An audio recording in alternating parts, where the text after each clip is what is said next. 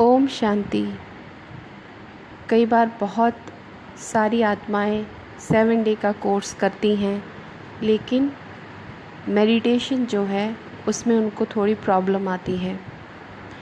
लेकिन इसमें ज़रा भी आपको परेशान या चिंता होने की ज़रूरत ही नहीं है, क्योंकि जो योग है वो बहुत आसान है।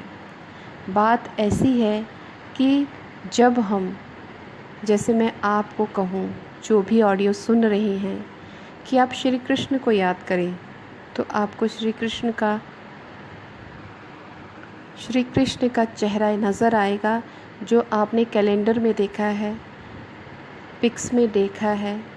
अगर मैं ये कहूँ आप शिरडी वाले साईं बाबा को देखें, हनुमान जी को देखें, बड़ा इजी होता है। शनि देवता को देखें, बड़ी इजी होता है, क्योंकि हम बचपन से इन सब की मूर्तियाँ या तस्वीरें देखते आए हैं और पूजा करते थे। लेकिन अब हमें जब पता चला है, जब ज्ञात हुआ है कि जो भगवान है वो निराकार है, ज्योतिबिंदी है, तो उसको देखने के अभ्यास करने में तो थोड़ा समय लगेगा ही। तो इस पे चिंता भी नहीं करनी है। जो परमात्मा की तस्वीर, जो हमें ज्ञात हुआ है कि वो निराकार है, वो प्रकाश है, वो बिंदी है, वो सितारा है, तो उसे देखने का अभ्यास करना है।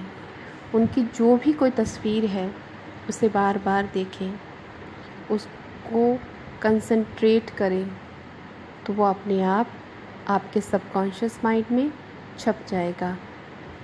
यूट्यूब पे बहुत सारी ऐसी वीडियोस भी हैं जिसमें विजुअलाइजेशन करवाया जाता है, जिसमें मेडिटेशन फॉर बिगिनर है। ब्रह्मा कुमारीज़ की जितनी भी वीडियोस हैं उसमें आप देख सकते हैं मेडिटेशन फॉर बिगिनर्स के लिए है, जो कि विजुअलाइजेशन के साथ साथ कमेंट्री भी है। तो आपको बहुत इजी होगा। वो योग करने के लिए कोई मुश्किल नहीं है। अगर मैं आपको ये कहूँ कि आप अपने पिता का चेहरा याद करें, माँ का चेहरा याद करें, भाई बहन का, ऐसा दोस्त जो आपको बहुत अच्छा लगता है, और ऐसे रिश्ते भी जो आपको नहीं भी अच्छे लगते हैं, तो झट से वो आत्माएं का चेहरा तो नज़र आएगा ही, साथ में उनकी पर्सनैलिटी, उनके जो गुण हैं, अवगुण हैं, गुण तो कम अवगुण ज़्यादा नज़र आएंगे। वो इसलिए क्योंकि हम बचपन से देखते आए हैं, लेकिन अब हमें इन सब चीज़ों से पीछे करते हुए परमात्मा के स्वरूप को पहचान लिया। अब उसका ध्यान करना है। जैसे कि हम किसी भी स्वादिष्ट भोजन को याद करते हैं, तो हमारे भूख जो है, जो हमारा भूख है वो ज़्यादा होने शुरू हो जाती है और मुंह में पानी भी आता है। तो ये सब क्या है? फीलिंग। उस फीलिंग ने आपके मुख में लार्वा बनाया, उस फीलिंग ने आपको खाने की लालसा जगाई। ऐसा होता है। उसी तरह से जब हम भगवान को याद करते हैं, उसके स्वरूप पे टिकते हैं, उससे जुड़ते हैं, और जब हम सुंदर से थॉट क्रिएट करते हैं कि हे मेरे ईश्वर, मेरे पिता, आप प्यार के सागर हो, आप बहुत दयालु हो, बहुत कृपालु हो, आपके जैसा दयालु कोई भी नहीं है। तो इसके साथ साथ जो मन में भावना पैदा हो रही है, यह हमें हमारे संस्कारों को बदलने और आदतों को बदलने में मदद करती है। जब हम ये कहते हैं कि मेरे प्रभु, मेरे ईश्वर, मेरे बाबा, आप शांति हो, शांति के सागर हो, शांति से भरपूर हो, जब हम उनके गुणों का बखान करते हैं, तो हमारी जो ब्रेन के सेल्स हैं वो शांत और उसी स्वरूप में बनना शुरू हो जाते हैं। क्योंकि जैसे विचार वैसे ही भावना, वैसे ही हमारे सेल्स तैयार होते हैं। और जैसे सेल्स तैयार होंगे वैसे ही हमारे टिश्यूज़ और ऑर्गन्स बनते हैं, वैसे ही बॉडी तैयार होती है। इसलिए मेडिटेशन करना मुश्किल नहीं है। परमात्मा के स्वरूप को और उसके गुणों को जानते हुए उसके प्यार को महसूस करें, उसमें भरें, संकल्प करें। अपने आप परमात्मा आपको उस रास्ते पर लेता जाएगा। आप उस भावना से आगे बढ़ते जाओगे, आपका योग लगना शुरू हो जाएगा और वो आपकी एक आदत बन जाएगी कि कर्म करते हुए भी तो वो आपकी एक आदत बन जाएगी और आपका एक संस्कार बन जाएगा। इसीलिए मेडिटेशन, योग, ध्यान करना मुश्किल बिल्कुल भी नहीं है। ये बहुत आसान है। भगवान के उस स्वरूप को मन में देखते हुए और उसको कंसंट्रेट करना है।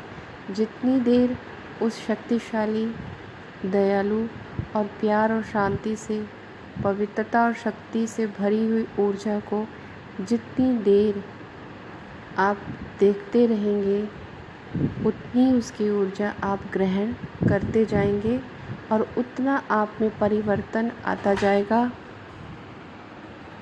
उतना आप पर परिवर्तन आता जाएगा। संस्कार आपके बदलते जाएंगे, समझने की ताकत, निर्णय करने की शक्ति बढ़ती जाएगी। भगवान का ज्ञान उतना समझ आना शुरू हो जाएगा। जैसे बाबा बोलते हैं कि बुद्धि का ताला खुलता जाता है, तो बुद्धि का ताला तभी खुलेगा जब उस प्यार के महासागर को हम कंसंट्रेशन के साथ, लेकिन उस कंसंट्रेशन में भी हमने भारी नहीं होना है, योग में भी हमने विचलित नहीं होना है, उतावलापन नहीं लाना है। मेडिटेशन में कहो, भोजन खाने में कहो, कहीं कार्य करने में कहो, जितना उसमें उतावलापन या उसमें जितना आपका इरिटेशन या भारीपन होगा, वो कार्य कभी सफल नहीं होता है। इसीलिए बिल्कुल ईज़ी होकर, शांत होकर, मीठे स्वभाव के साथ बाबा को याद करना है।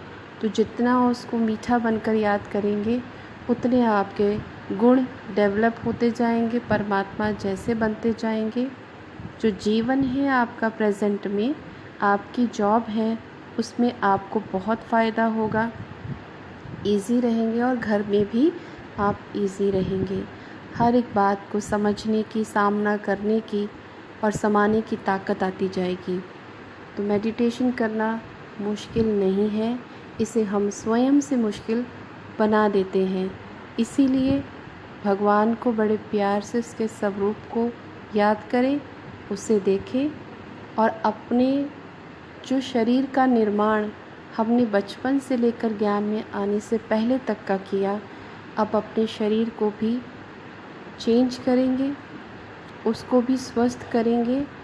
बाबा के गुणों का चिंतन करते हुए अपने ब्रेन को, अपने ऑर्गन्स को, अपने बॉडी को, अपने कर्मों को, हर एक चीज़ को स्वस्थ करेंगे बाबा की ऊर्जा के साथ, उसके ज्ञान के साथ।